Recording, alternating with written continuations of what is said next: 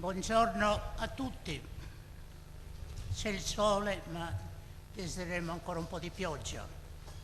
Do la parola a Bandino per la presentazione del convegno. Ancora grazie al professor Lelliu che presiede i lavori di stamattina e al presidente Mario Melis che presiederà la tornata pomeridiana. Un grazie anche ai politici del Parlamento e del Consiglio regionale che domani daranno vita a questa tavola rotonda che sarà presieduta da Vindice Ribichesu. Questo convegno offre un'occasione di parola e di ascolto su un argomento importante che è il federalismo e che è il ruolo della Costituente, dell'Assemblea Costituente. Un'occasione di parola e di ascolto, ma in una prospettiva precisa che è quella del fare politico. Come si fa il federalismo? Perché è un dire e un fare il federalismo. Cosa vuol dire fare il federalismo se non elaborare un progetto, raccogliere le opinioni più diverse, dibattere, ascoltare tutti e prendere decisioni?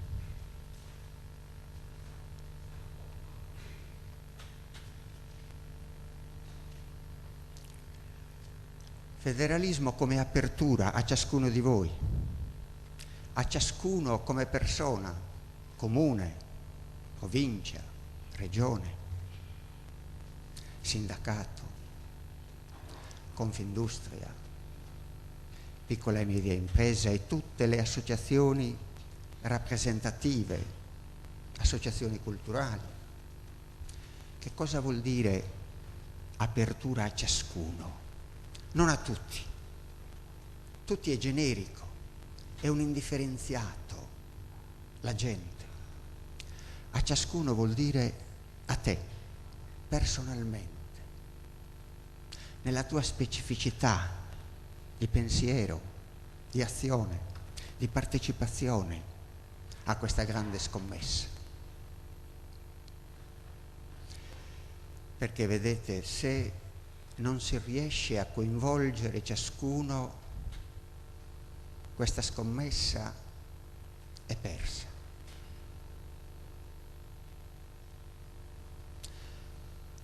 Voi pensate, il Consiglio regionale ha potestà, ha diritto e dovere di poter elaborare un nuovo statuto.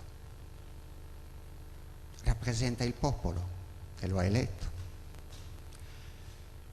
Se noi difendiamo questa tesi dell'Assemblea Costituente è nella prospettiva del coinvolgimento popolare. Certo, è già importante che ci sia l'adesione delle forze politiche trasversalmente, dei sindacati, della Confindustria, della piccola e media impresa, delle varie associazioni, dei comuni, una presenza importantissima perché il comune è l'ente, è l'entità minima comunitaria che deve animare fra la gente il discorso, la partecipazione del popolo. Ma vedete, non basta ancora questo. Ciascuno vuol dire Antonio, Andrea, Simona, Carla. Molti che non si sentono rappresentati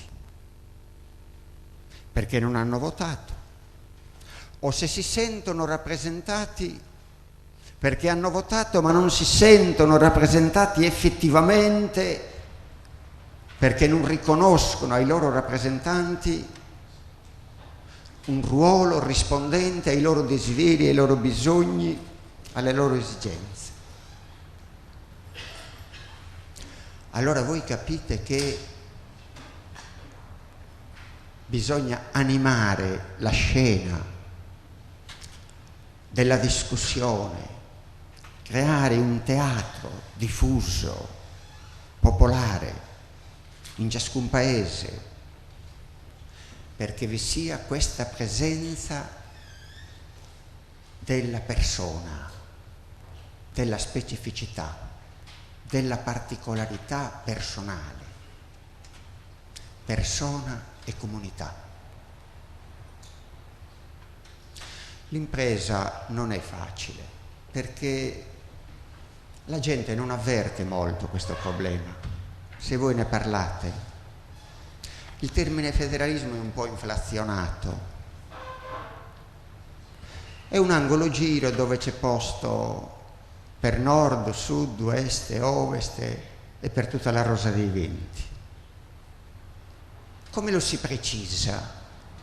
È difficile, vedete, precisare un concetto, perché un concetto si apre, si dilata a molteplici interpretazioni. Invece la riflessione specifica, l'elaborazione, la scelta e la decisione fatta di cose, di atti precisi, sfugge al genericismo, sfugge a questa ampiezza del concetto e diventa atto politico. Scelta indirizzata vettorialmente verso un punto di risoluzione.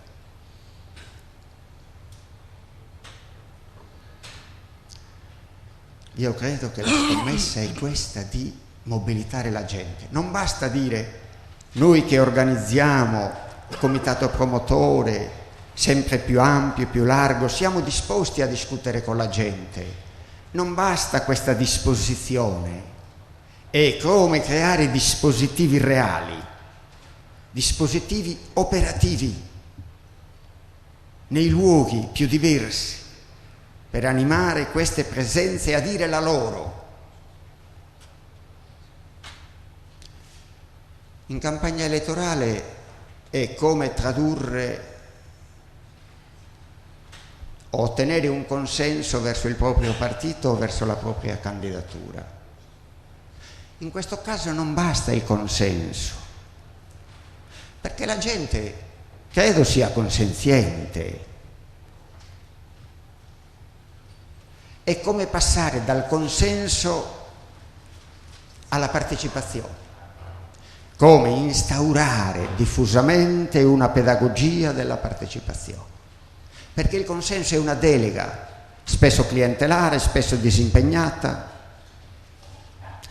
che si chiude nel momento stesso del voto.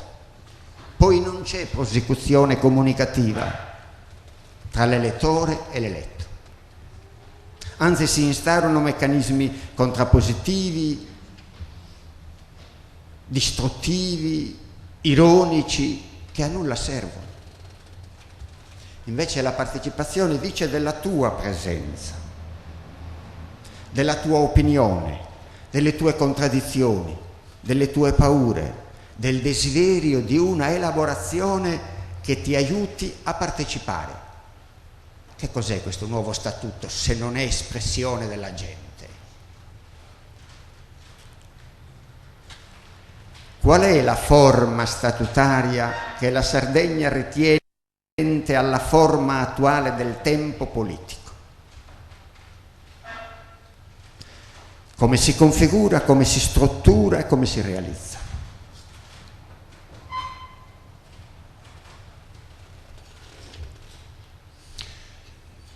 Voi capite in questo senso, e chiudo, che non è di poco conto che se ne parli nella scuola, che diventi argomento di soggettività, per cui lo studente dica: io sono un soggetto.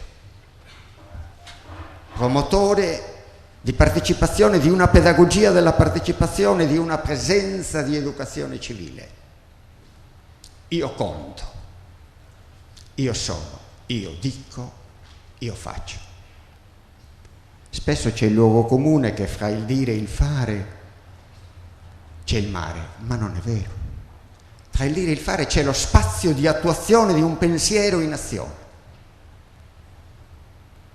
Tra il dire e il fare c'è il progetto, il tuo impegno, la tua attività, il tuo percorso, il movimento tuo del piede, del passo in cammino, in un itinerario verso un obiettivo politico preciso di uno statuto federale. Il mare è il salto improponibile, irrealizzabile.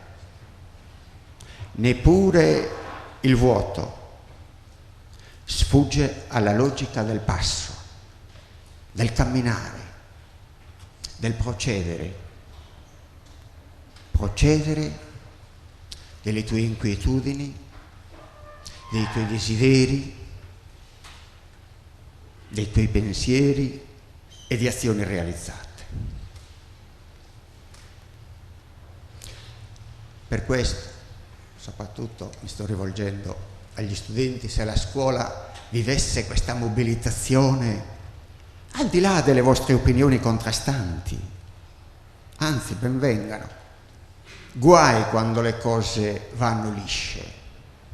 Vuol dire che il potere si è instaurato talmente violentemente che non c'è più un resto, tutto è stato economizzato. La vostra parola è economizzata, il vostro gesto è economizzato, i vostri comportamenti sono stati ritualizzati, non c'è dissidenza. Se non c'è dissidenza, non c'è libertà.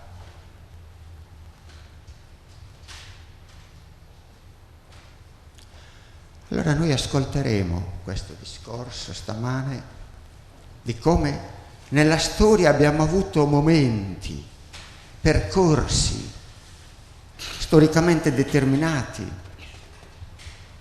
di tentativi, di prove, di speranze. E all'inizio avevamo due relazioni di grande apertura che ci situano rispetto all'argomento e ci aprono un ventaglio di possibili vostri interventi. Ancora grazie e auguri per l'ascolto vostro.